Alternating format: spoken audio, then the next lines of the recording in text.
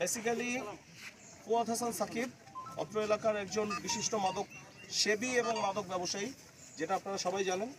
এই এলাকায় সর্বোচ্চ পরিমাণ মাদক উনি নিয়ে আসেন এবং উনি মাদক পাচার করেন। উনি গত সোমবারও এখান থেকে 100 কেজির উপরে মাদক ভৈরবে দিয়েছেন, যেটা উনি স্বীকার করেছেন। ঠিক আছে, এবং ওইখান থেকে সর্বোচ্চ মাদক চোরাচালানের কার্যক্রমটা হয় তার হাত দিয়ে। তাকে গতকালকে রাত 4টার সময় আমাদের বাংলাদেশ সেনাবাহিনীর সদস্যরা তাকে মাধবপুর এলাকা থেকে আটক করে।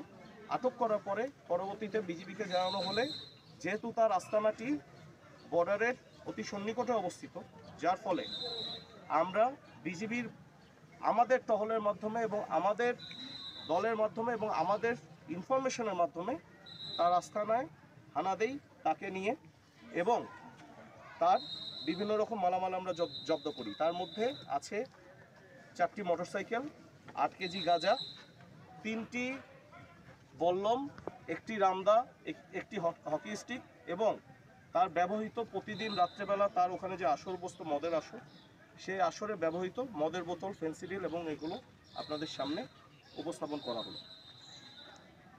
বেসিক্যালি আমাদের গ্রেপ্তারটা তাহলে সেনাবাহিনী থেকে গ্রেপ্তার হবে সেনাবাহিনী থেকে। এখন আমাদের এই জিনিসগুলো আমাদের উদ্ধার করার দরকার ছিল, এগুলো আমরা উদ্ধার করেছি। ওয়ালটন আবারও মিলিনিয়ার অফারে ওয়ালটন ফ্রিজ কিনে আপনিও হয়ে যেতে পারেন মিলিয়নিয়ার। মিলিনিয়ার ছড়াছড়ি দেশ জুড়ে, এটা শুধু ওয়ালটনই পারে।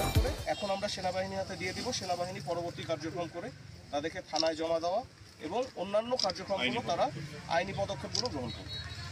জি, ওনার সাথে অনেকেরই আবার গ্রেপ্তার দেখা ওনার সাথে আছে ফুয়াদ হাসান সাকিব। ফুয়াদ হাসান সাকিবের সঙ্গে তার অ্যাসিস্ট্যান্ট, তার এখানে যে আছে, যে আড্ডাটা আছে, সেখানে অ্যাসিস্ট্যান্ট জুনায়েদ মার্শাল ঘের পাহারাদার সঙ্গে হচ্ছে ইনি হচ্ছেন এখানে হচ্ছে কম্পিউটার দোকানের ব্যবসায়ী নয়ন।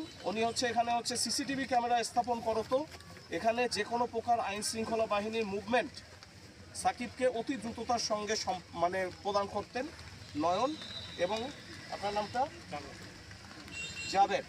জাবের সাহেব। ওনার হচ্ছে এখানে ইন্টারনেট এবং হচ্ছে ডিশের লাইনের দোকান আছে। উনিও এই সিসিটিভি ক্যামেরা স্থাপনের মাধ্যমে সাকিবকে